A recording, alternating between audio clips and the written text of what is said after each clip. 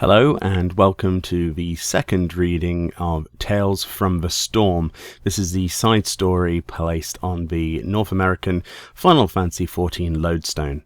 So today's episode is called A Calm After the Storm. Y'shtola closed her eyes, savouring the flavour and warmth of the tea.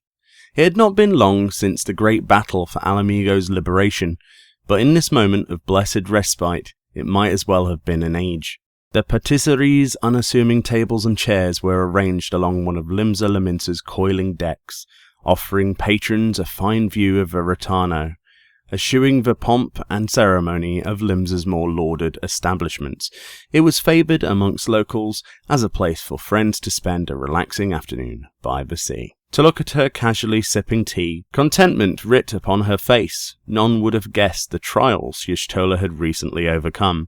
As she replaced her cup, a soft chuckle escaped her lips. Spread out before her was an assortment of mouth-watering treats, among them the patisserie's speciality, a rich vanilla tart laden with glistening jam and plump berries. Across the table, Alice raised a quizzical eyebrow as she popped another cookie into her mouth. Dusting off her fingers, she scanned the area for the invitees who had yet to arrive.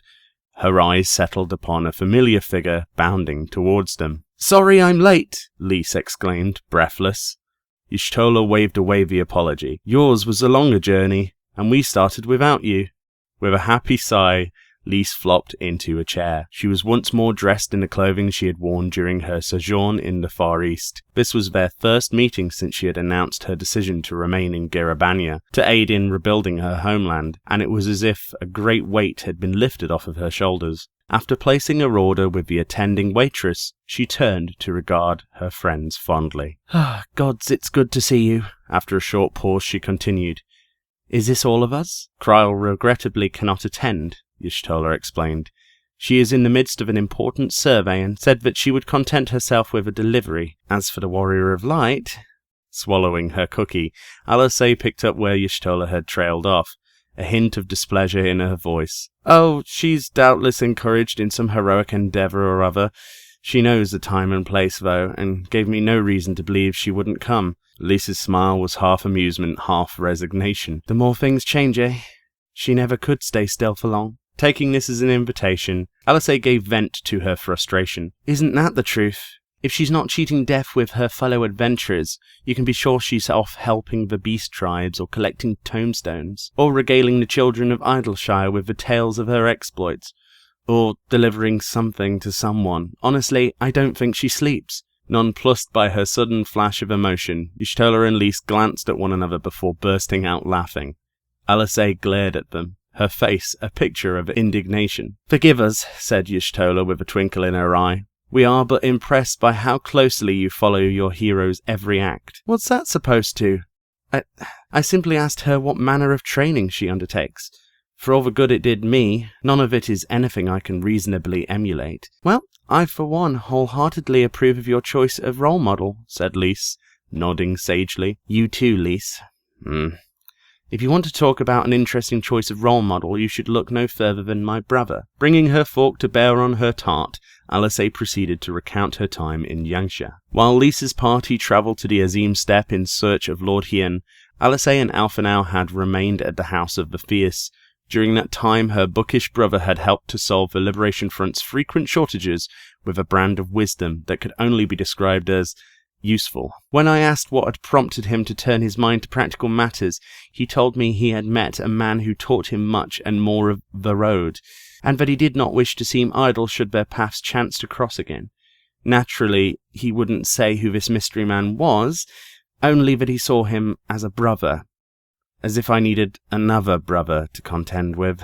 Alice punctuated the statement by plunging her fork into her tart. Lise received the tale of Alphinaud's charge with earnest interest, while Y'shtola, having an inkling as to the object of admiration, could only smile wearily. Being a man ungiven to sentiment, she knew the knowledge that he was missed would do little to hasten his return. The waitress appeared with Lisa's drink, a glass of lemonade made from honey lemons from Offard.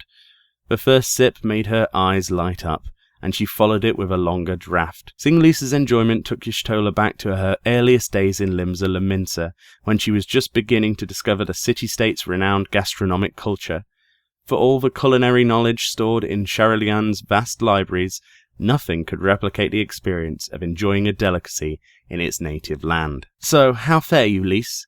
Has a rebuilding effort begun in earnest?" Y'shtola's question snapped Lise back to reality, and she lowered both gaze and glass. "Sort of. There's no end to the problems, and they're not the kind I can punch. Thinking was always Palimpo's department. I mean, I'm doing my best, but, well, things rarely go to plan."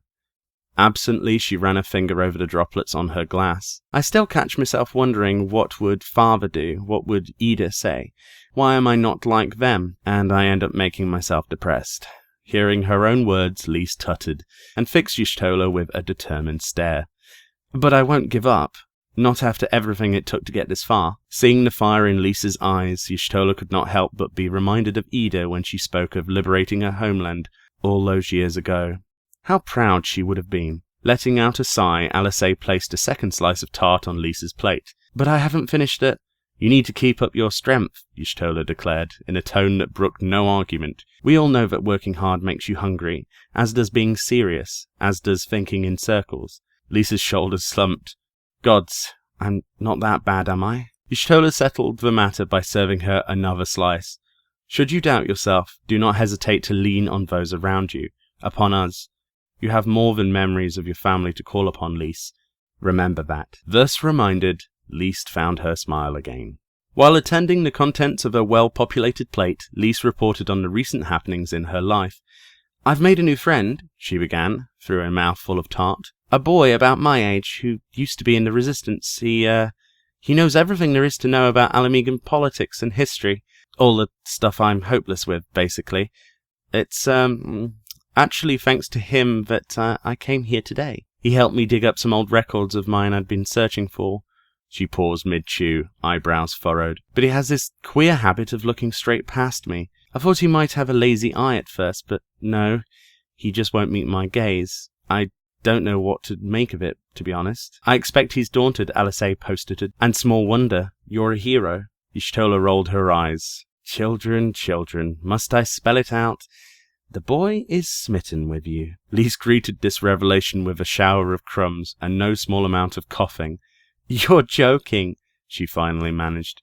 "Yes, I am famed for my sense of humour," Y'shtola agreed, her face stony. "But were that not the case, you might entertain the thought. Unless, of course, your heart is already spoken for. The handsome young lord of Doma was of a similar age, was he not?" "What? Hien? No, I don't... I mean, I admire him and all, but so do lots of people, and I might know someone who admires him especially." Lisa's gaze floated off into the distance along with her thoughts. She said no more on the subject, and the others did not pry. As if to signal the end of her report, she gave her lemonade a hearty stare before narrowing her eyes at Y'shtola. "And what about you, Y'shtola? What do you think of, Lise searched about for a suitable candidate. Thancred, maybe? Or one of the others? I can honestly say they have never crossed my mind. If you must know, however..."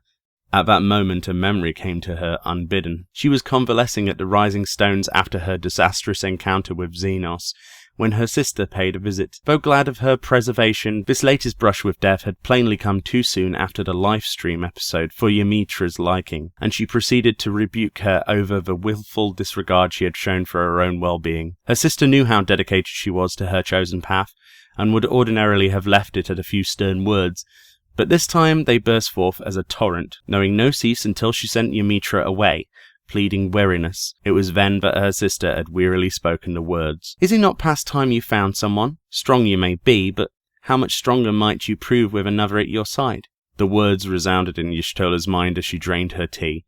Beyond the cup she spied the other two leaning forward in ill-conceived anticipation. She flashed them a curt smile. "Nay, mayhap it's better than I keep to my own counsel." Lise and Alice fell back with a groan and set about grumbling. Ignoring them, Y'shtola reached for the teapot. Her hand stopped short as her ears discerned familiar footfalls. "'Twould seem our gathering is finally complete." In unison, the three scions turned to look, and sure enough, it was her, the warrior of light.